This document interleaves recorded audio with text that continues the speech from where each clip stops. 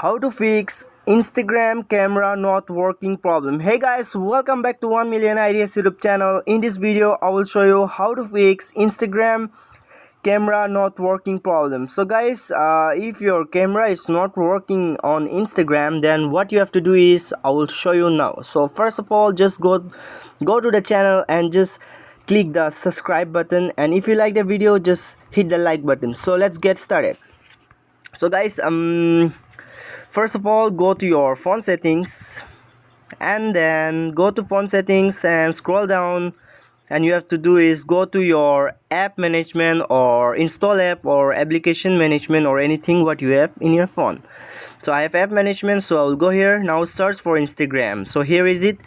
Click on Instagram, and what you have to do is just stop the force here. Now click on storage uses, and you have to clear all the data here.